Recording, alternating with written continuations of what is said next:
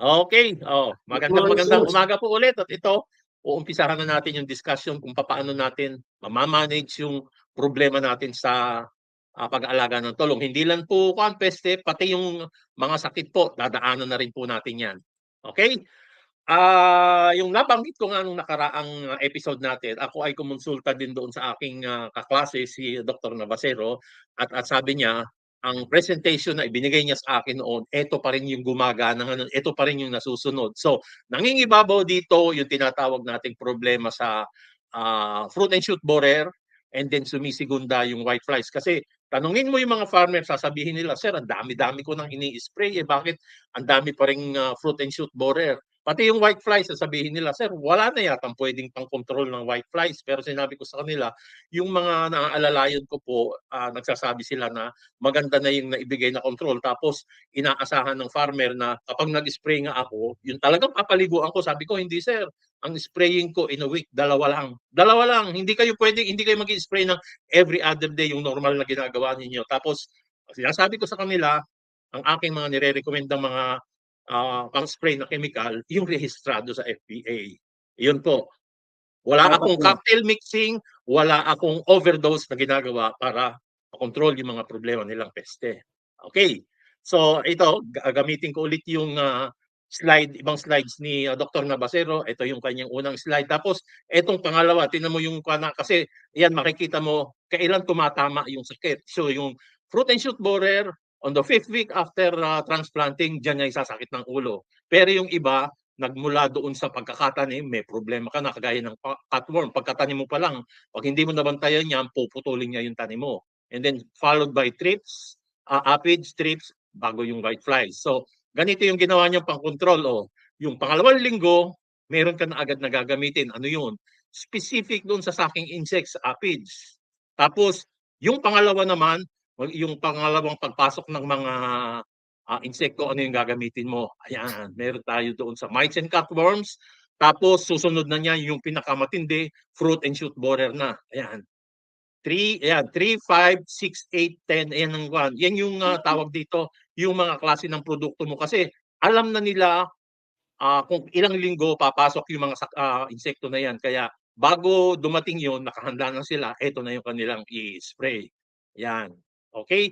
So, mamaya din meron din akong i-share na Excel file, pwede nating i-share sa kanila yon. Nakalista doon, ano ba talaga yung dapat na sundin nila, yung gagamitin nila para ganito, makokontrol. Basta nag-spray, makokontrol nila yung mga problema nila sa talungan.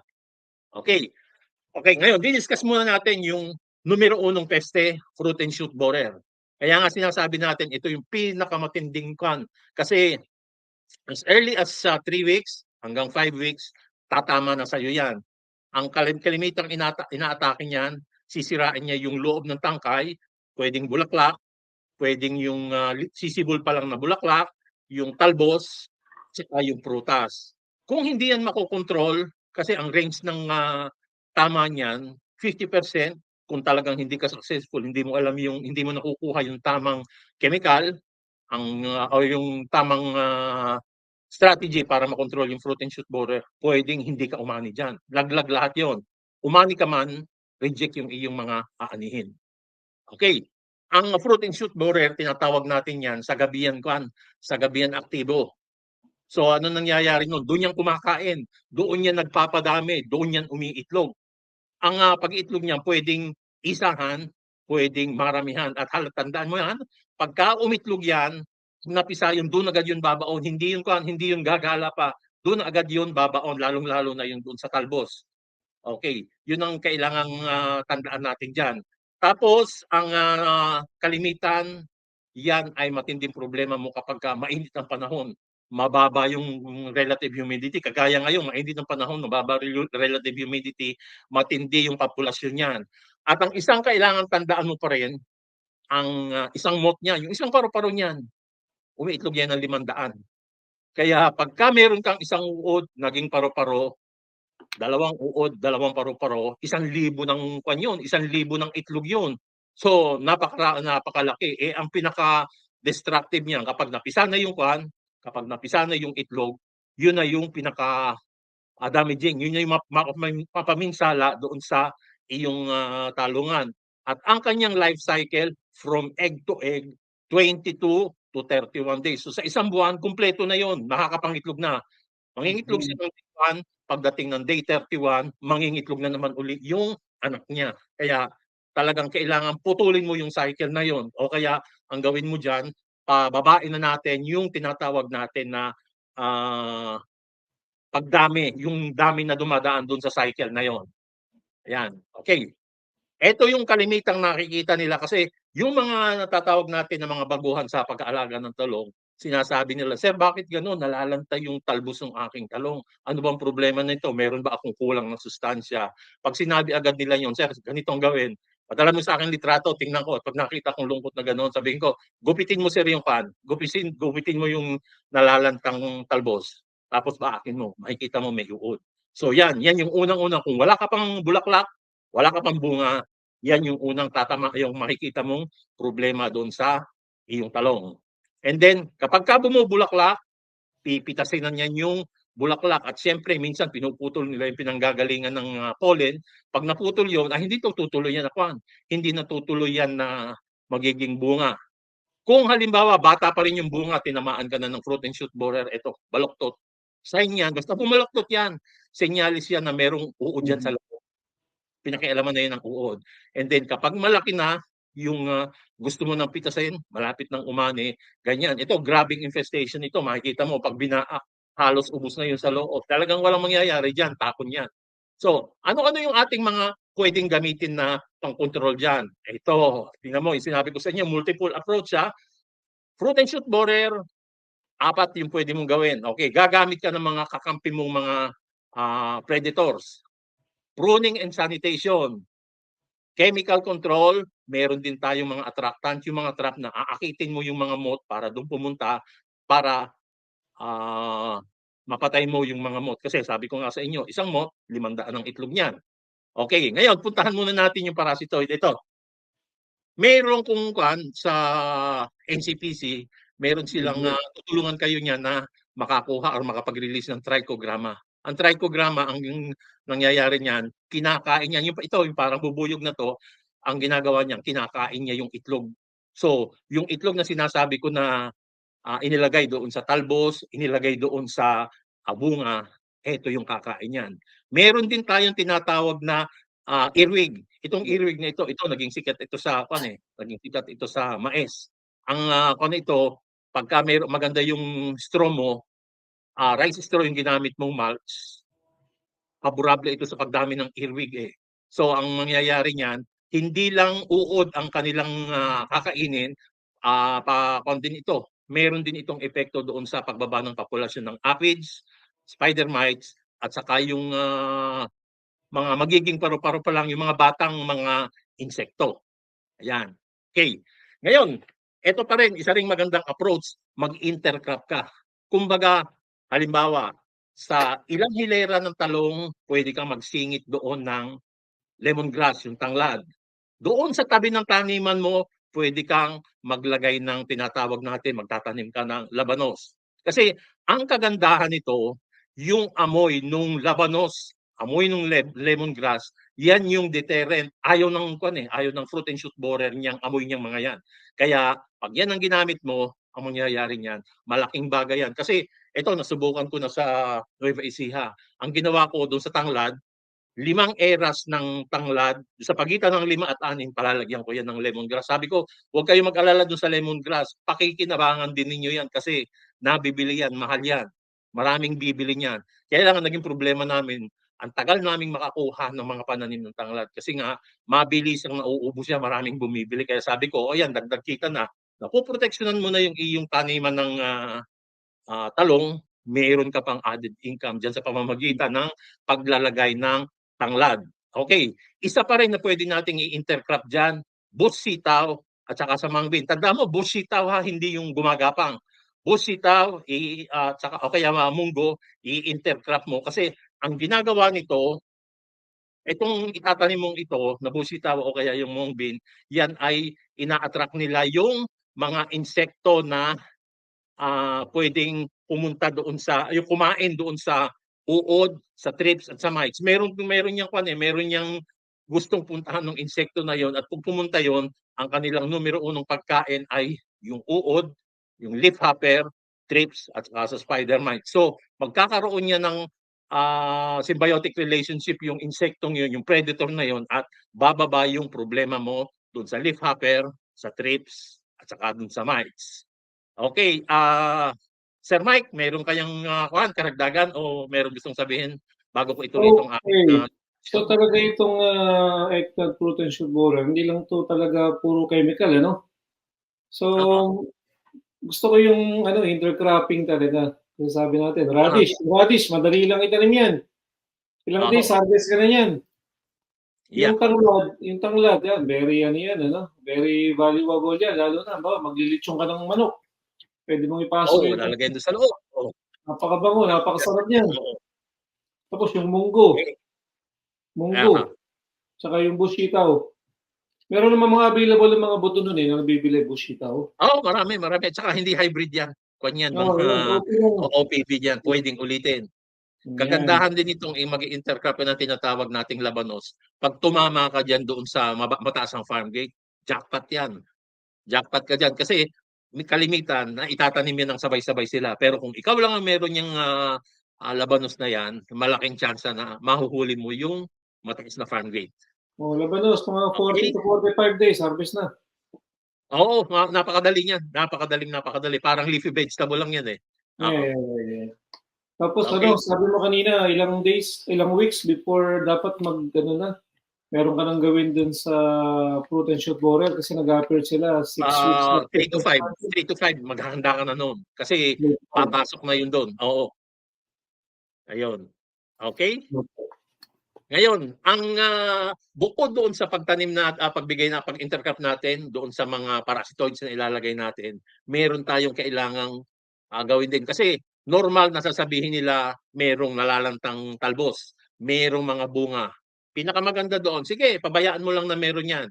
Putulin mo, ipunin mo. Putulin mo, ipunin mo. Kasi pag pinutol mo yon, itinapon mo lang, uod yun. Magiging paro-paro. Yeah. Kaya sige lang, sige. Every week, ganun yung gawin mo, ipunin mo. At makikita mo at pagkaraan, kalimitan dyan yung in a short span of time, kalimitan isa't kalahating buwan, makikita mo na yan, meron ng epekto, bumababa yung populasyon ng fruit and shoot borer kahit na madalang kang mag-spray. Kasi marami ka ng meron ka ng iba-ibang strategy. Tapos, bukod sa pagpuputol mong yan, siyempre, maganda pa rin yung lalagay ng mga attractant, yung pheromone traps, para yan ay makatulong. Bukod sa collective ng makatulong yan doon sa mahuli mo yung mga paro-paro para hindi na siya makapangitlog. So yan, pangatlong pangatlong pang-control. And then, eto na yung huling-huli. Ang farmer kapag ka nakakita ng problema na niyan, okay, kasi kabisado na nila pag nalanta, nalungkot yung talbos, gagawin niya, naku, magdedesisyon na yan mag-spray. Kagaya nung nasabi ko, ito 5 to 6 month season pa lang ito, 58 cycles. Yung aming mga ginawang study hanggang 8, nasa 90 cycles. Biruin mo, 90 times ka na mag-spray. Pag 90 times ka na nag-spray, sumahin mo, abay, ang laking volume na yan ng insecticide. Ito, yung 5 to 6 months, 41 liters. Tuusin mo magkano yung 1 litro, libo ng libo yan. So, kung tutuusin mo, yung gastos niya contributes to 55% of the production. 55, ang tindi nun. Pero wala tayong magagawa, hindi mo pwedeng sabihin na hindi ka na mag-i-spray kasi baka mamaya masiro yung iyong ibebenta. So, Right. heavily, yan ang ginagawa ng farmers, talagang dyan siya sandal na maigi. Okay, tatanungin nila, ang problema naman doon pagka meron kang marami kang ginagamit na pesticide, mataas na yung gamit mo ng insecticide. Kasi ang farmer hindi yan titigil kung nakikita niya andun pa rin yung andun pa rin yung paggalanta ng talbos, andun pa rin yung pagkabutas ng prutas. Kaso ang problema niyan, meron niyang mga kaakibat na problema. Number 1 diyan yung safety issue doon sa nag-i-spray, at saka yung residue doon sa aanihin. Kasi napakalimit ng spraying niya. Pag limit ng spraying, asahan mo, pag inanalyze mo yung inani niyan, meron diyang natitirang residue. Baka mamaya, ang mangyayari niyan, lampas na yun doon sa tolerable maximum residual level. Kaya yun ang problema. Ang isang masakit pa rin dito dahil nga spray ng spray, walang umaalalay sa kanila papaano ang spray, nagkakaroon na tayo ng immune na insekto. Sa yun ang nangyayari niyan. Si farmer unknowingly, bakit nagkakaroon noon, ang nasa isip niya, hindi na tunay yung kanya nabibiling kwan, fake na. Kalimitan ganun, fake na. Sasabihin niya dahil mabenta yan, ginagawa ng mga kumpanya, tinatabangan na para mas marami ang bibilhin. Pero in reality, kaya nagkaroon ng insect resistance kasi hindi na manage yung paggamit ng insecticide. Kasi sabi ko nga sa kanila, kahit anong galing yan, pag yan ang ginamit mo na ng ginamit, ang mangyayari niyan, mapapansin mo, after 4 or 5 sprayings, bakit ganito? Bumabagsak na yung efficacy. Halos hindi na namamatay. Kaya yon ang kailangan dyan para yan ay ma-prevent natin, meron tayo diyang ipapalit. Yon. Okay, kung ano yung ipapalit, paano ipapalit, tuturuan natin sila niyan. Okay, ang mga insektong insecticide natin na ini-spray, merong mga tinatawag yan ng mode of action. Kung paano niya pinapatay yung insekto. So ganito, pag nag-spray ka, merong tinatamaan yung nerve, yung utak niya, tumitigil na siya ng pagkain, hindi niya alam kung gutom pa siya o busog pa siya. Hindi siya makapagpalit ng balat, hindi siya makadumi, hindi na siya makagalaw, ayaw na niyang kumain, hindi makahinga, hindi matunawan, hindi na makapangitlog. Yan kalimitan ang mga tinatawag natin na mode of action. Ngayon, yung mode of action na yun, kasi matagal na nasabi sa atin, kapag kayo mag-i-spray, kailangan silipin ninyo yung active ingredient. Sinabi nila na ang active ingredient, kapag active ingredient, iba-iba, pwede nang gamitin yun. Kaso, tingnan mo ito ha, may problema noon sa Visayas. Uod, ahapers. Si farmer, doon sa mga barangay nakarinig na, uy, maganda daw yung Falcon, maganda daw yung Bullet, maganda yung Supra, maganda yung Magnum. So narinig niya, magaganda yun. Teka nga, bili ako ng 5. Hindi niya alam yung 5 niyang binili, 3A of action niya. So nag-spray sa umaga, hindi mamatay. Nag-spray sa hapon, hindi pa rin mamatay. Bakit? Isasabihin niya, sir, 5 na yung aking ginawa. Bakit ganon? Sir, sabi ko, yung ginagamit mo, magkakapamilya, iba lang ang kanyang active ingredient, pero iisa yung sistema ng pagpatay niya ng uod. So, problemang malaki na yon. Sa Baguio, ganito naman din yung nangyari. Sikat na sikat nung yung Prebaton. Okay, napakatindi. Ang ganda ng epekto. Nung bumababa na yung bumababa yung effect noon, naghanap siya ng kapalit. Ang pinalit i-Phenos. Nako, ang Phenos at saka Prebaton, iisa ang mode of action group niyan. 28. Kaya bumagsak or humina yung kasi parehong magkapamilya yan. Kung nag-spray ka ng Phenos, i-spray mo Prebaton, parang Phenos pa rin ang in-spray mo. So yan yung dahilan. Kaya kailangan turuan natin ng farmer, huwag kayong aasa na active ingredient lang. Ito yung titingnan natin. Bibigay ko sa inyo yung listahan yan, yung mga chemical na inyong gagamitin, alam ninyo. Kaya kayo mismo ang magde-decide, kasi sasabihin nyo, hahanapin ko yung mura. Yan ang kagandahan yan. Kung kayo ay may idea kung ano yung mode of action group, kahit yung murang chemical magagamit mo, papartneran mo lang ng ibang mode of action, epektibo yan pang control ng insekto sa ating mga pananim. So, ulitin ko ha, huwag nating gagamiting basihan ng active ingredient o pangalan ng produkto para i-determine ano yung ating spray. Kailangan yung mode of action group, yung tinatawag natin na IRAC. Yun, okay. Basta tandaan ninyo ha, i-share ko sa inyo yun. Hindi yung secret, hindi ko pinagdadamot yun para sa magandang tulong iyon para doon sa inyo. Okay? Okay, Kamarche. Yes po. Okay, so paalala po dun sa mga kaibigan natin, ng mga ka-veggie. Unang-una, siyempre, babasahin po natin yung label. Okay? So yung sinasabi ni Kamarse na tingnan natin yung mode of action, yung mga number 1A, 3 something, 5. Yun yung kung paano po tayo magpapalit-palit ng mga chemicals na ginagamit natin. Okay, kasi meron nga, sabi niya, same yung mga active ingredient, magkakaiba naman yung group. Okay? So, pwede yun. So, dapat po, basahin natin yung label. Tama rin, kailangan alam mo yung active ingredient, alam mo yung mode of action. At syempre, alam din natin kung ano yung registered na kinokontrol niya na pest at saka kung saan halaman siya registered. Para alam po natin, nakasalat na rin sa label. Nasulat na rin sa label pati yung ano 'to, re-entry interval. Tapos kung gaano PHI. kadalas gamitin, pre-harvest Oo. interval, ibig sabihin before ka mag-harvest puwede pa bang mag-spray o hindi na? Para naman Oo. po safe din yung makakakain ng ating mga produkto. Yan, oo.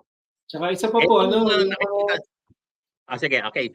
okey tapusin ko lang po ano, yung pa pong isa ano, yung mga sinasabi dito ng mga chemicals, mga, chemical brands. Example lang po yun ano, hindi po natin pino-promote na si ganito, si Peno, si Prebaton. Wala po tayong bayad dun, hindi po tayo binabayaran ng Oo. mga yan. So yun lang yung sa experience ano, yung mga komento ng mga farmers tsaka yung senaryo. Okey po Okay. ako sir. Ngayon ito, sample itong listahan ng kemikal bahagi ito ng sinasabi ko sa inyo sa Excel file. Kinuha ko lang muna yung unang 6 o 8 kemikal. So ayan, makikita mo yan ha. Bio-Optimax, bago ito na ginagamit. Botanical yan, OCCP registered. Insect repellent pero nakakapatay din yan ng insekto. So ayan yung ito yung sikat na Prebaton, Benevia, Yoval, pero mode of action niya 28. Ganon din. Basta itong lahat na nakalista na 'to, yan ay pwedeng gamitin sa fruit and shoot borer. So papaano yung sistema natin gagamitin? Okay, meron ka ng listahan na ganyan, dapat tingnan mo muna ano ba yung pamilya na aking ginamit. Kasi kalimitan yan yung ginagamit nyo 1B. Ito yun 1B. Dito kayo nandito. So, huwag kang gagamit ng unang-unang hakbang 1B. So, example, ano yung gagawin mo? Sige, ang dati kong ginagamit 1B, ano yung pwede kong gawin? Ayan. Inumpisahan ko ng Bio-Optimax. Bio-Optimax, ito, repellent, nakakamatay din ng fruit and shoot borer.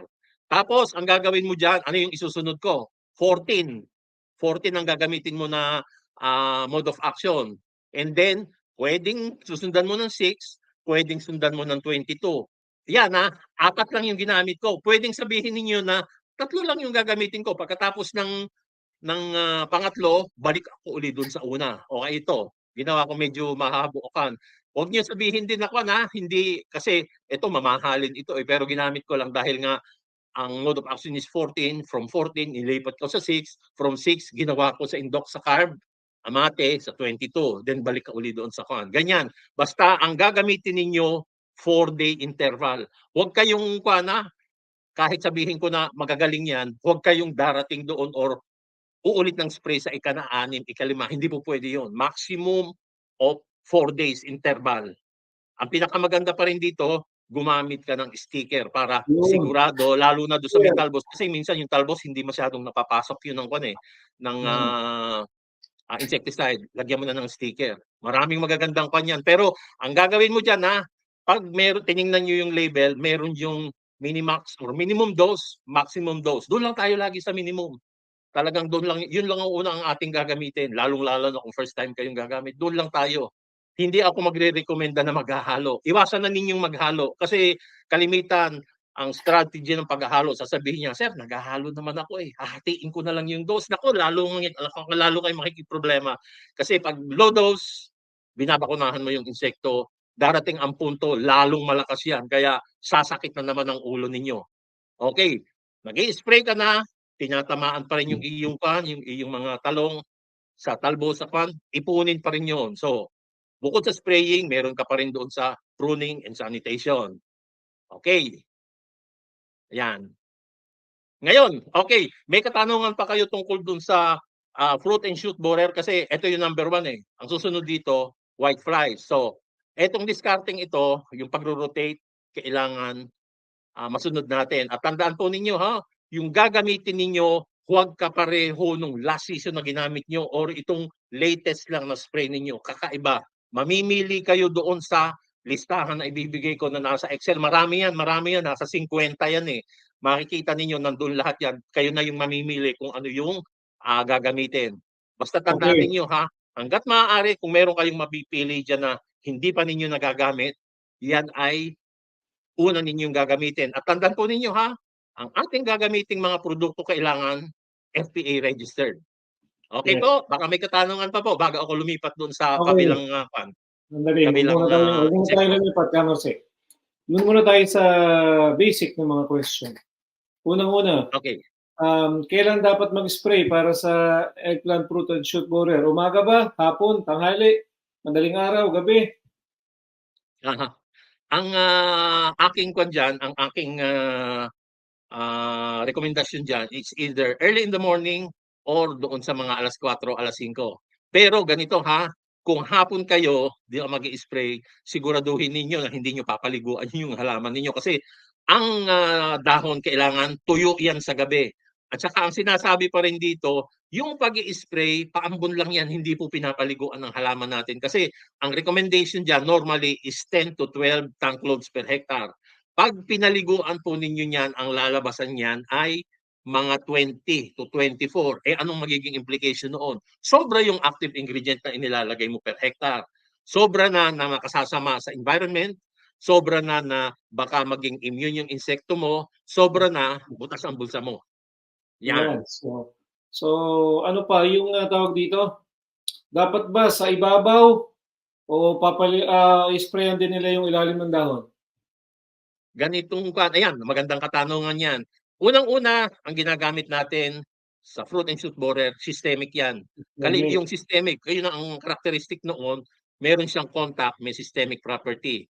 Yung uod na yan, okay lang yan na aambunan mo lang. Pero dun sa ibang insekto na feeding siya dun sa ilalim ng dahon, yun ang mabigat nun. Kailangan patamaan mo yun. Ano yung mga yun? Spider mites. Thrips and spider mites nandun sa ilalim yun. Kaya kahit sabihin na natin na systemic yun, yung meron yung characteristic na tumatagos yung epekto sa dahon, mas maganda pa rin na itiwarik mo yung nozzle mo, patamaan mo pa rin yung ilalim ng dahon. Pero dito sa fruit and shoot borer, okay lang na pa yan. Okay lang na tinatawag natin na paambon. Okay na yun. Okay lang yung normal na sprayer? Yeah. Normal na sprayer ang gagamitin? Okay. Sige. So, teka lang. Tingnan ko lang muna kung meron mga katanungan dito, ano? So, pasagahan lang natin to. Si Fabian, Gistoni, from Coron, no? Gistoni from Coron. Si Milford from Gabaldon, no? Yung ating kaibigan, si Kaador, from Dolores Quezon. From Bataan, si Maria. Bago yata yan, oo.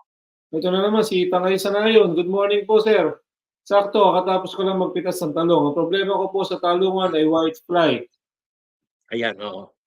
Dilipat na tayo sa whitefly. Sandali lang kaya kaibigan, ha? Kabeji, sandali lang.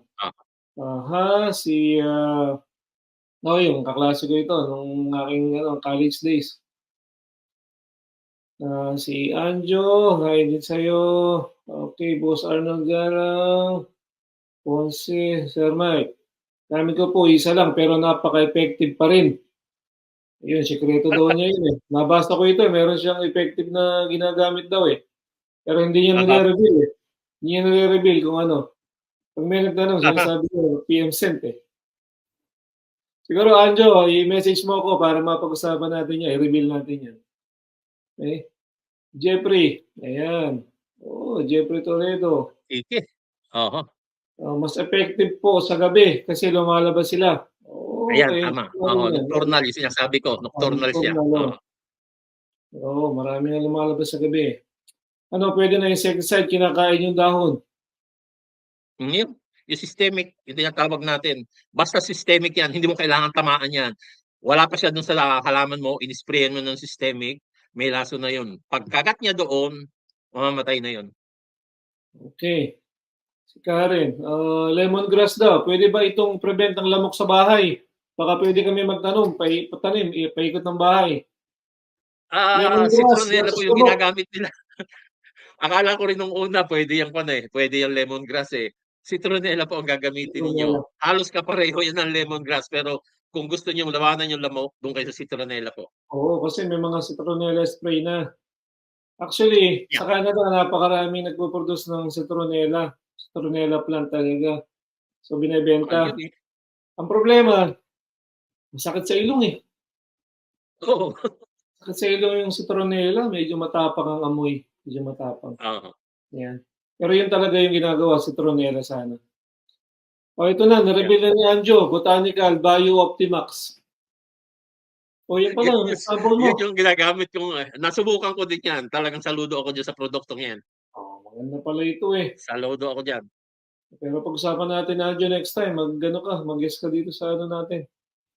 Okay, so Oo. thank you Karen. Okay, kung wala na pong katanungan tungkol sa eggplant root and shoot borer, no? Kasi napalaki po talaga problema nito eh. So sabi nga ni Kamarse, dapat yung ano talaga, no, integrated pest management. Hindi po pwede na Mm. puro chemical lamang po yung ano, no? So yung pinagputulan nyo ng usbong, yung shoot, yung pinagputulan nyo na bunga, kasi yung bunga naman, di naman nauubos lahat yun na may tama eh. Pwede nyo Oo. hati-hatiin yun. Pero dapat ano pong gagawin dun sa may tama? Ibabaon po ba yun? Dalawa yun, ibabaon, susunugin o pasagasaan mo sa kalsada o pakain mo doon sa baboy. Yan. Papakain na lang sa baboy siguro. Kain sa baboy kasi magiging paru-paro pa yun eh. Tapos dadami na Oo. naman. Sabi nga natin, Oo. isang buwan, 22 to 30 days yung cycle niya eh. So from itlog, mabubuhay na naman hanggang sa lumipad na naman siya. Yeah. Okay? Oo. Okay ka, Marce. It's your turn again. Okay. Dito pa tayo dun sa isa. Okay. At kukulangin tayo ng Okay. oras. Sige. Okay. Ngayon, ito, punta tayo sa whiteflies. Ito, maraming sinasabi nila, sir, kay spray ko pa lang, meron na naman. Ang problema nito kasi ito sa ilalim ito nakikita ng talong eh. Walang Mhm. panyan. Ang kasama pagka kung nito na meron ka nito, hindi mo na control, magsasuffer yung talbos. Buhay yung talbos pero makikita mo kumakapal siya. Kumakapal, naku, yun ang problema mo pagka kumapal yan. Nagfo-form yan, nagsisikret yan ng honeydew. Kaya kalimitan, pag meron kang whiteflies, meron kang langgam. Umiitim. Pag umitim yung umitim yung dahon niyan, yung honeydew kasi pag yun, yun yung magiging dahilan para magkaroon ka ng sooty mold. Kaya pag nagkaroon ka ng sooty mold, syempre, hindi makakapag-photosynthesize yung iyong dahon.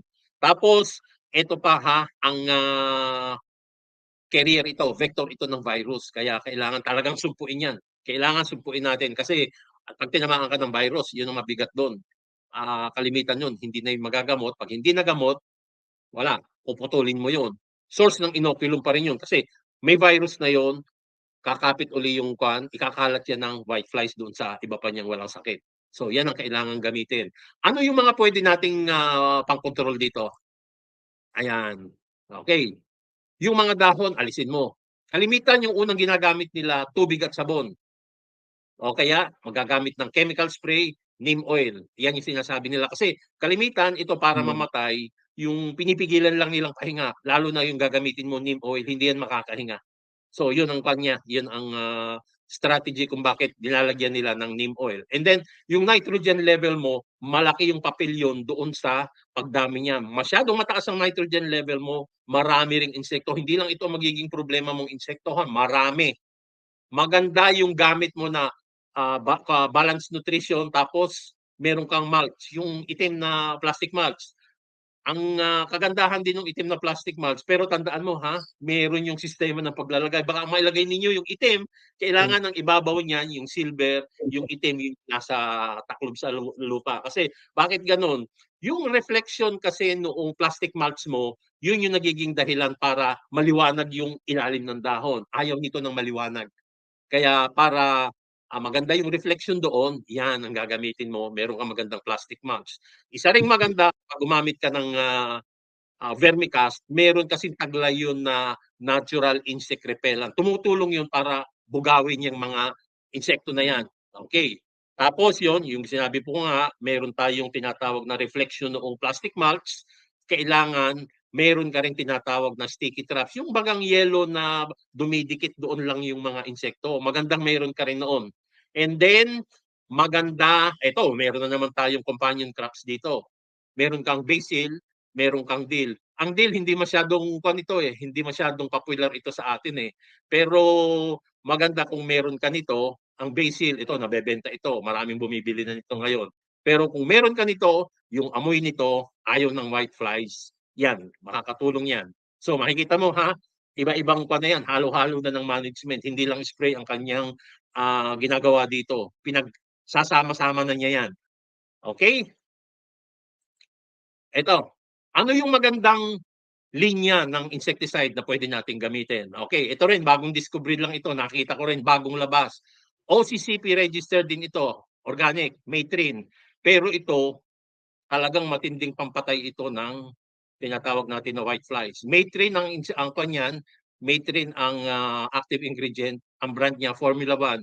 Lately, nung galing akong Bukidnon, meron akong nakita na Matrin din. Hindi ko matandaan yung pangalan eh. Pero kung halimbawa available na yan kung saan man kayo, tingnan mo yung dosage ha. Kasi ang Formula 1, ang dosage yan is 10 to 15 ml per 16 liter. Merong isang brand dyan, Matrin din, tiningnan ko, aba, bakit ganito? 40 ml per 16 liter. Kaya bago kayo bumili, tingnan nyo yung dosage. Kung halimbawa, dalawang brand, tingnan nyo muna. Doon kayo kasi yung 40 ml, mas mahal pa doon sa 15 ml. Kaya sabi ko, ay teka, bakit yan ang kukuhanin? Ito yung kukuhanin ko, hindi yan. Maganda yung pangalan, maganda yung lagayan, pero 40, talo ka doon. Ang laking talo doon, 1:3 ang laban mo doon. Ito, 10 to 15. Subukan ko na talaga ito. Meron ding nakapag-tip sa akin, i-try mo ito sir. Ang ginawa ko nga do sa aking cropping program, insecticide control program, meron akong Bio-Optimax, meron akong Formula 1. Ang galing. Tapos nito, mamili ka na dito kung ano yung gagamitin mo. So, meron kang Rimon, Novaloron, sa balat yan, yung kanilang pan. Tapos ito, insecticidal soap, Empid. Marami din brand ito. Ito lang yung nakita ko at saka ito rin yung nasubukan ko eh. Pero kung kayo mayroong makikita din na anong brand na insecticidal soap, pwedeng gamitin po yun. Buprofizin, yan, Japanese product. Then, Pymetrozine chest, yung ginagamit natin sa mangga, pwede yan. So, ganun ang sistema ulit. 4-day interval, yan, ganyan gagawin mo. Unahin mo yung Matrin, gamitan mo ng Pyretrine, Pymetrozine, Buprofizin. Balik ka ulit doon sa number 1 or tatlo lang ang gamitin mo, balik ka ulit doon sa number 1. Yan ang maganda. Basta tandaan ninyo ha. Tapos, kailangan bago kayo magrekomenda, silipin uli ninyo yung dating yung sistemang ginagawa. Kasi yun yung magtutulong sa atin para malaman natin na meron na tayong ideya, meron akong insect resistance nung nakaraan. Kaya para hindi ako magkaroon na uli ng problema doon sa insect resistance, ito na yung gagamitin ko. Yung hindi ko ginagamit na insecticide na panglaban sa whiteflies, base doon sa listahan na ibibigay ko sa inyo, ipapakita ko sa inyo, yun yung ating ilalagay dyan. And then, 4-day interval din po yan ang gagamitin natin. Hindi araw-araw, hindi every 2 days. Every 4 days po. Meron kung halimbawa, meron kang whiteflies, meron kang uot, pwede mo pagsamahin yan. Checkin nyo lang yun sa label kasi yun yung magsasabi kung pwedeng ihalo yan at pwedeng hindi ihalo. Meron din yan kung gusto ninyo, pumunta kayo doon sa Yara Tank Mix 8, nakalagay doon. Libre yun, walang problema yun. Kahit sasabihin ninyo na Tank Mix 8, sa Yara yun, Yara lang ang siservisyo noon. Hindi ba? Pwede kayong mag-check noon. Nandun yung mga active ingredient na pwede ninyong haluin. At kung walang data doon, pwede kayong magsabi na, pwede bang i-testing ninyo, bigyan niyo ako ng information dito na kung pwede itong paghaluin. Gagawin nila yon, padadalhan kayo ng resulta kaagad. Wala pong kanyon, wala yung binibigay na preference doon sa Yara users lang. Basta pumunta kayo sa site na yon, magpadala kayo ng mensahe, babalikan kayo noon at ibibigay yung kailangan ninyong malaman na impormasyon. Okay, Benjamin, meron tayong dadagdag. Okay, so meron ka na palang sarili mo na crop program, sir eh. Eh ano, iba-ibang company na yan, iba-ibang company. Ah, ah, Then ganun ngayon pa rin yun, maganda sir. 'no? Wala tayong Ngayon dito, wala tayong tinatanggap na promotion na funds dito. Basta yun yung kaya nakita ko, nagamit ko, maganda yung nagiging resulta. So yun, kaya nga nilalagay ko dito, active ingredient. Hanap kayo ng kung anong brand ang maganda at yun ang gamitin ninyo. Okay? yeah. So lilinawin lang natin sir, ano daw ang ibig sabihin nung ano, yung repellent? Ang papel ng repellent. Ano yung repellent? Yung repellent, itataboy lang niya yon na pag Ayun. naamoy niya, ayaw niyang pumunta doon. Ganun lang po. Pero yun ay walang tinatawag natin na killing action.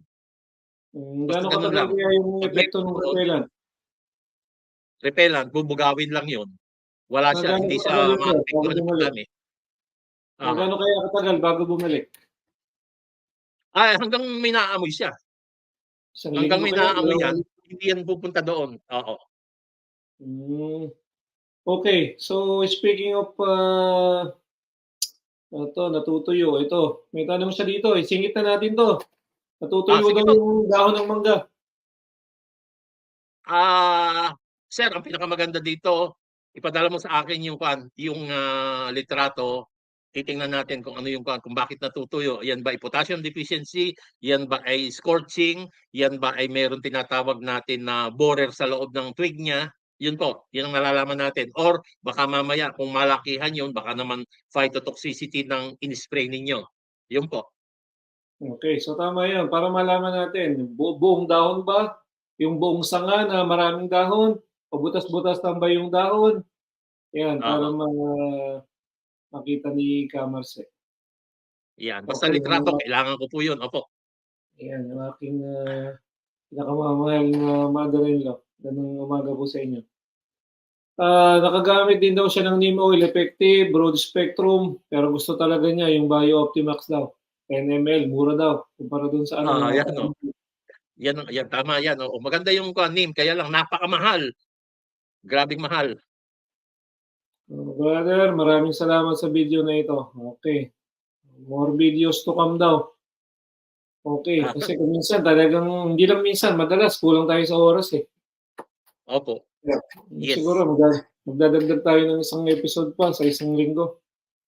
Dalawang beses dapat siguro, Ka-Marse. Talagang ano, eh. Basta lang, iset lang yung schedule para naka-block siya. Oo. Okay, At so we have ngayon, lalo mo. eggplant protein shoot borer, white fly. Meron pa ba tayong karagdagan sa white fly, sir? Kasi yung white fly, malaking problema to talaga sa talong, eh. Meron ako mga Malaking nakikita sa problema yan. white fly. Tapos, Grabe, yung liparan ng liparan, namumuti talaga na gano'n pag dumaan ka sa talungan. basta pumasok ka doon sa loob, makikita mo. Ayan. Pero yun, tama yung nakagamit ng Formula 1. Talagang matindi yung Formula 1. Pag in-spray nun, magugulat ka. Bakit nasaan na yung lumilipad? Bakit nawala? Pero huwag ka lang kayong aasa doon, ha? Kailangan meron ka alternate yun. Hmm, Kasi pag hindi ka noon, pag hindi yun lang umasa, magbi-build up ng resistance yun. Kahit sabihin mo organic, mali yung pananaw na pag organic hindi nai-immune ng insekto. Nai-immune ng insekto kahit na organic ang inilagay ninyo. Yun po. okey. Sige po, tuloy po tayo. Okay? Yung So, oras. puntahan natin ngayon spider mites. Spider Ayan. mites, okay. Ito kalimitan sinasabi ng farmer, "Sir, bakit itong nakaraan ang halaman ko, ang talong ko, ang hinang lumaki na." Kaya nga 'pag sinasabi niya gano'n, nagdidilig naman ako. Sabi ko, "Sir, ganito, pakita mo sa akin yung dahon, itsura ng dahon, yung talbos niya, kung makapal ba, tingnan ko yung ilalim ng dahon." Kasi ang pangunahing titingnan mo niyan 'pag kumakapal na yung dahon, naku, delikado ka, baka meron kang trips of spider mites. Silipin mo yung ilalim ng dahon, 'pag ang naging kulay ng ilalim ng dahon ay kulay gold, for sure meron 'yan. Kung gusto mo pa rin, kasi sasabihin mo, "Wala naman akong nakikita." Ipagpag mo sir yan sa puting papel, pagpag mo, kung mahina ang mata mo, kumuha ka ng bata-bata, pasilip mo, may gagapang diyan. Maliit, parang tuldok ng aspile pero gumagapang yun. Yan po yung tinatawag nating spider mites. Ayun. At tandaan po natin, no, ang spider mites, hindi yan basta ka mapapatay ng tinatawag natin na insecticide. Ito, yung kalimitang nakikita mo, meron kang nakikitang mga agiw, yung gold, yung kulay ng dahon, ayan yung sinasabi yung pagka-gold, dapat yan kulay berde eh. Yan yung makikita mong thrips and spider mites, yan yung makikita mong manifestation. At ang thrips and spider mites kasi, ang meron tayong maling paniniwala diyan. Sinabi nila noon, pag mainit, lumalabas yun. Doon lumalabas. Yun ang common belief. Pero ang totoo niyan, kung meron kang ammonium, mataas ang ammonium level mo sa dahon, doon pumupunta yung spider mites. So, indirectly, kasi yung free ammonium na yun, kalimitan mataas yun kapag mainit.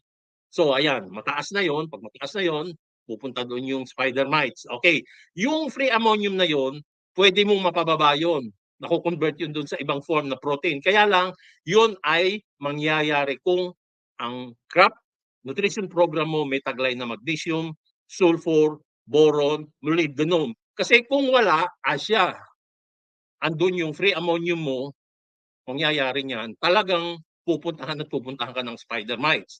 So, ang rekomendasyon doon, kailangan yung abonong gagamitin mo, merong NPK, meron kang magnesium, sulfur, boron, at yung nitrogen mo, hanggat maaari, kombinasyon ng nitrate, nitrate nitrogen, ammonium nitrogen. Huwag lang ammonium nitrogen.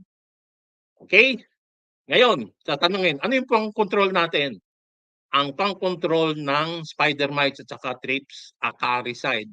Kasi yung spider mites, kung titingnan mo yan, 4 na pair of legs. So 8 yung paa niyan. Yung ordinaryong insekto, 6. Yun yung aking lagi pinapaliwanag sa kanya, sa mga farmer natin. Iba yung pang-control mo nung 8 ang paa at saka yung 6 ang paa. So ano-ano yung gagamitin natin? Acaricide. Acaricide, ito po yung mga popular na acaricide na gagamitin ninyo. Ito yung kanyang Iracode. Yan yung gagamitin niyo na pagpapalit-palitin ninyo. Tapos, kapag kayo nakapili na ganito yung sistema ng pagpatay niyan, 5 to 7 day interval, pero ako ang ginagawa ko, 5-day interval. O ayan, spray ka niyan after 5 days, spray nito after 5 days, spray nito. Pwede na halimbawa, gusto mo itong perfectayon, 2 beses magkasunod bago sa kakalumipat. Hindi ko, ang kalimitan ginagawa ko diyan, 2 ulit lang, pangatlo kailangan iba na. So, magtatanong sila, "Sir, bakit 1? Bakit 3 sunod?" Kasi yung unang spray mo, maraming insekto niya nasa lupa. By the time na darating na ng 5 araw, aakyat yun. Pag akyat noon, mahina na yung epekto ng gamot mo, kailangan sundan mo. Ganun pa rin, pag pangalawa mo, merong nasa lupa, kaya kailangan 3 magkakasunod at 5-day interval. At tandaan din natin ha, 5-day interval, kailangan 3. Hindi pwedeng isa. Makikita mo, pag spray mo, okay na, pwede na sir. Hindi, pagkaraan ng 1 linggo, andyan na naman uli yan. Kaya kailangan 3 lang. 3 magkakasunod ang gagamitin mo. Yan, pagka nakaka ng 3, magugulat ka, maganda na yung resulta ng pag-control mo ng spider thrips and spider mites. Kasi hindi pwedeng sa hypermetrid ang gagamitin mo dito. Huwag kayong maniniwala doon kasi hindi acaricide yun. Acaricide lang, special na formulation yan ng insecticide na pumapatay doon sa 4 pairs of legs, yung pamilya ng gagamba. Yeah, Yan yung walong pa. 8 paa. Yan yung ating salarin dito, yung thrips at saka yung spider mites. Okay? Ayan, ngayon, puntahan natin yung mga sakit. Ang kalimitang sakit ng talong, yung nagmumula dun sa lupa, yung tinatawag natin na soil-borne disease. So, meron kang Fusarium wilt, Phytophthora, nabubulok yung ugat, Rhizoctonia, gano'n din, halos kuwan. Ang kalimitang nabubulok diyan ay yung tangkay na nandoon sa halos ibabaw ng lupa, yung tinatawag natin na soil line. Bubulukin niya yun, balat ang binubulok niyan. Pag nabulok yung balat na yun, kasi yung balat, doon dumadaan yung tubig pataas eh. Ay mahihirapan na kayo umakyat yan. Unang sintomas dyan, pagdating ng alas 8, alas 9, malalanta. Pagkadating na ng alas 4, sigla ulit. Pero yun ay panandalian lang. Kung hindi mo yun makokontrol, mabibigyan ng lunas, wala, dire-diretso mamamatay yun. Okay?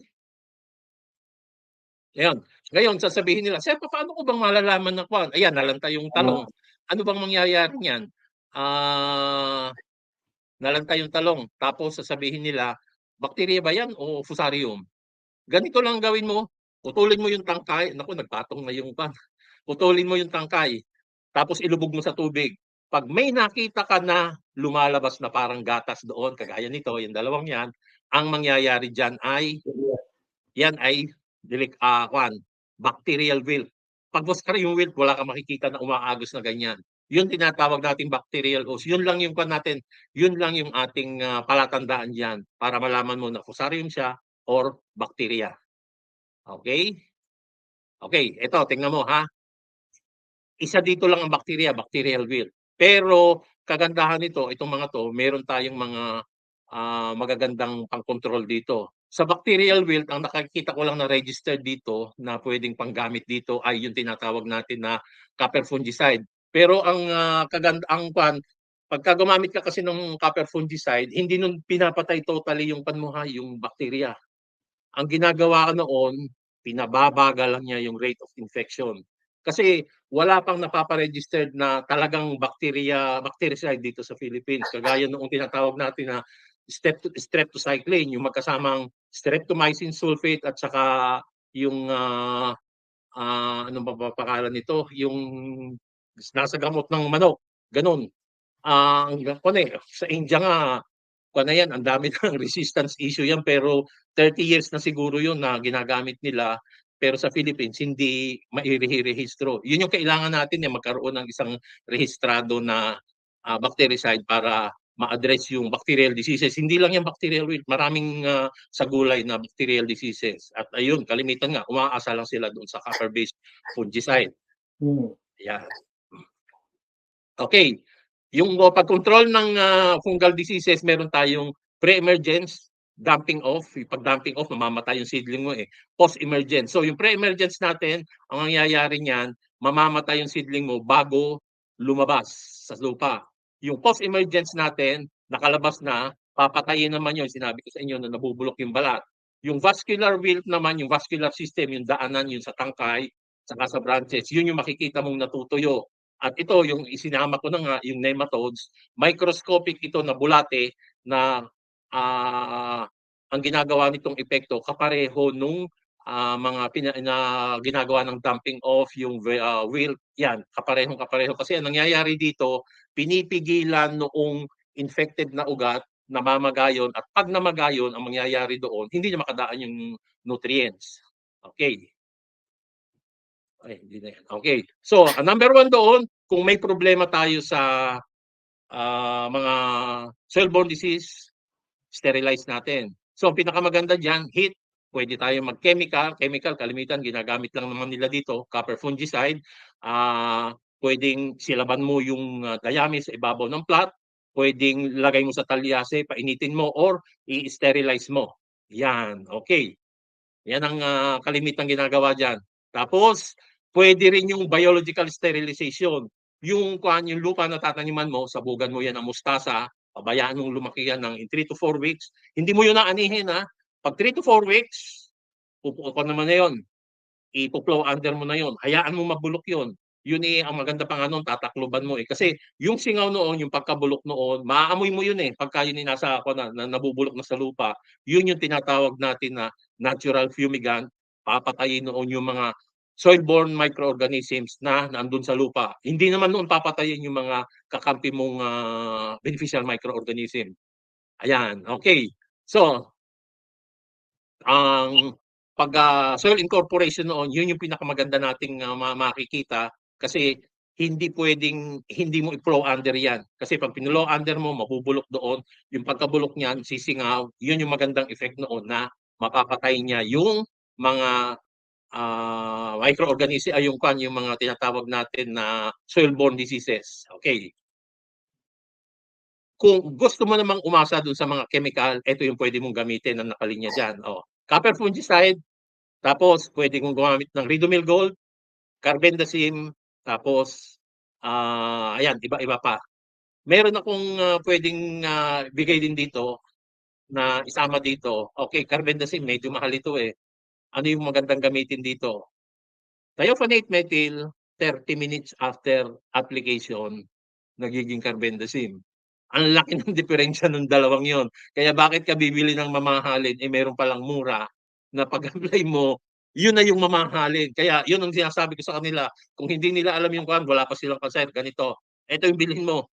Dalawang kumpanya yung nagpuproduce itong pinakamura. Ito yung gamitin mo. And then pag nagamit mo yun, sabihin mo sa akin ng epekto, sir. Kaya yun, tinitip ko sa kanya. Kasi sinasabi niya, mahal mga fungicide. Sir, talagang mahal. Pero ituturo ko sa iyo, paano mo makokontrol yan ng mura. Okay? So, makipansin nyo rin dito, oy, bakit meron ditong trichoderma, yung gawa ng UPLB? Yan, kagandahan dito kasi ang trichoderma, maganda ang epekto nito. Okay. Ang trichoderma niyan, ang taglay niyan, 3 strains, 3 fungus. Beneficial microorganism ito eh. Kung papasok ito doon sa halaman natin, titira ito, basta inilagay mo ito, isinawsaw mo yung seedling, idinilig mo, inispray mo, papasok ito, titira ito doon sa iyong sa iyong halaman. Ang kagandahan nito, maganda rin itong panlaban doon sa tinatawag natin na soil-borne diseases. Kaya lang, kapag meron kang trichoderma, fungus ito, hindi ko pwede mag-spray ng fungicide. Kailangan ikaw ay magtiwala ng lubos dito sa trichoderma. Otherwise, pag spray ka, mapapatay mo yung trichoderma. Okay. Ano yung kagandahan nito? Uniform yung germination niya, better nutrient absorption. Base nga doon sa mga research na kay Dr. Cuevas, pwede mong bawasan ng 20% yung abono na nilalagay mo without sacrificing the performance of the crop. Maganda ang epekto nito. So, ang method of application,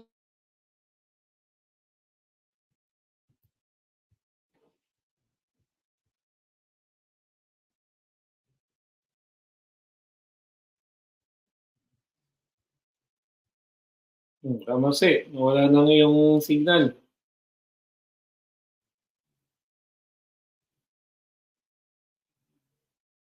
Ayan, Ayun, bumalik. okay. Okay. Crop rotation, kung halimbawa marami na ito, nahihirapan ka ng kontrolin, sakit ng ulo na palit ka ng tanim, iba yung tatanim mo. Pagpahingahin mo yung bukid mo, kailangan dito ng mga 3 months. Biocontrol, gumamit ka ng mga fungus, marami ditong sumangguni ka sa Department of Agriculture, bibigyan ka nila ng information dito saan ka makukuha ng pwede mong gamiting biocontrol. Meron ding mga halaman na maganda yung binibigay na resistance dito. Kailangan lagyan mo ng organic matter yung iyong bukid kasi bubuhayin mo yung mga lalabang mikrobyo, beneficial microorganisms na lalaban dito. Sinasabi rin nila, isa ring maganda doon, ipa-flood mo yung iyong bukid 2 to 3 week cycle. Mamamatay yung mamamatay yung kaya lang flooding medyo mahirap ito, magastos din ito. Isang maganda diyan, pag inararo mo, wag mo munang tataniman, ibilad mo sa araw ng 1 linggo. Yun ang mangyayari doon kasi pag inararo mo agad yun, di masisira yung mga source of inoculum, panggagalingan ng mga matiliit na bulate. Yun, isolarize mo, and then kung gusto mo, supplyan mo pa rin ng chemical, sprayan mo pa rin ng chemical. At dyan sa paraang yan, malaki yung magagawa mong pag-control niyan. Kasi ang nangyayari dito talagang maglulusa yung halaman mo. Meron akong nakitang or nagawang remedyo din dito kung talagang halimbawa nasa reproductive stage ka na, matindi yung problema mo dito. Ano yung ginawa ko? Pinasprayan ko ng seaweed extract. Seaweed extract, iinganyohin niya ng paghaba, pagkapal ng ugat. So kahit na meron kang tinatawag nating root galls, namamagayan, bilog-bilog, marami naman yung ugat, kuha pa rin ng magandang supply na sustansya yung tanim mo. Ayan, okay. Ngayon, tingnan natin yung mga chemical na ating gagamitin, ha? Kasi sinasabi dito, pag control ng ng nematode, ang maganda diyan, meron kang nematicide na gagamitin kasi ang nematicide na gagamitin mo, yung uod mo nandito yan sa nasa lupa yan. So kailangan lagyan mo ng nematicide kasama ng tubig o kaya gas. Hindi ko sa atin ng gas tubig na lang para yan ay mapatay niya. Tapos dalawa ang dalawa yung gagamitin mo diyan. Isang acute, isang chronic. Kasi pag sinabi nating acute, yung epekto noon, isang lagay mo, biglang patay agad yan. Yung chronic, naiipon yun. At yun yung magiging, doon mo makikita, saka mo makikita yung epekto niyan. Okay. Pag susukat din yung tinatawag natin na halimbawa yung chemical na ginamit mo, meron tayong yung acute toxicity. Ano ba yung sinasabi nating acute toxicity? Meron kasing sinusukot diyan na LD50, yung lethal dose. Makikita mo dito, ha? Okay, teka. Oops, yung lethal dose. Kung ang lethal dose mo ay halimbawa yung category 1, kung 50 milligrams yan per kilogram ng body weight, ayan. Ito yung oral, yung dadaan sa bibig, ito yung sa balat. At ang chemical na mabibili mo, mamimili ka dyan Merong category 1, category 2, category 3, category 4. Kalimitan dyan, ang mabibili mo, itong dalawa. Category 3, category 4. Pero marami ang mabibili ka na category, itong kulay green. So kapag kaganyan, safe na gamitin yan. Wala kang magiging problema. Itong category 2, medyo mag-iingat ka na dyan. Yung category 1, restricted ito, meron kang kailangan na permiso para magamit yan. Hindi mo basta mabibili yan. Okay? Ngayon, okay. Yung restricted categories natin, tinatawag natin, yan yung mga ban. Hindi yan pinapapasok dito sa Pilipinas. Not unless meron kang permiso. Kasi bakit yan hindi pinapapasok dito sa Pilipinas? Kasi minsan walang antidote. Pag nalason ka, dire-diretso, hukay ang pupuntahan mo. Nakaka-cancer. Tapos matagal ang buhay niya doon sa tanim mo. So, meron ding panahon, meron ding time na yung chemical na iyong gagamitin, hindi pa fully tested sa Philippines. Meron pa silang impormasyon na kailangan para malaman kung ano yung mga epekto nito. At yung isa naman, kaya din nire-restrict yung isang chemical, meron tayong tinatawag na nakakalason doon sa or masama yung tama doon sa ating tanim. At kaya yun, hindi pwede nating gamitin yun. Kaya yung mga chemical na yun, restricted category ang nakalagay po doon. Okay. So, meron din naman tayo ito, yung mga nagkabaliktad yung aking pindot So, meron tayong general usage, kahit sino pwedeng gumamit ito, sundin mo lang yung label, magagamit mo yan. Restricted, kailangan trained certified applicators ang gagamit nito. Merong lisensya na kailangan. Yung band, under no condition na ipapasok mo ito sa Pilipinas kasi bawal yan, pagka Bawal. ipinasok mo yan, nahuli ka, multa, kulong ang aabutin mo Kulong. dyan. Pero maraming nakakalos dito. Sa ngayon, marami. Nakita ko, binebenta ito, patago. At pag nagbebenta yan, tahimik yung nagbebenta, hindi yan ibebenta ng kaharap ka na merong kaharap na ibang tao. Farmer lang ang kanyang kwan. At pag nagbenta yan, hindi yan dala agad yung produkto. Babalik yan para ma-deliver sa kanya. Aalokin muna niyan pag umuos, saka yan babalik. And then, Huli. ito yung listahan ng mga pesticide. Yan. Yan. Marami yan. Hindi ko rin kabisado ito. Puro active ingredient ito eh. Hindi ko pero siguro 1980s, nung nasa area ako, meron ako nakikita na sa market na mga DDT. yung mga band, nandyan pa. Oo. Restricted, ito. Kailangan, ito ay merong emergency situation, merong gagamitin lang ng Department of Health, tapos merong gagamitin lang ng institution, meron yung fumigants, talagang kailangan, hindi mawawala itong fumigants eh.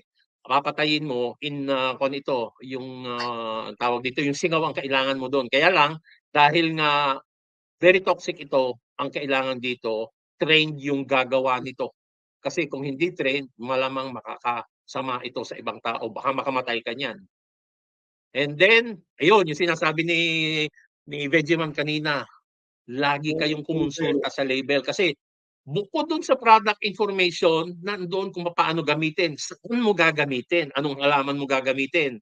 Nandoon din yung instruction, saan mo siya pwedeng itago, ano yung iyong gagamitin kung i-dispose mo na siya.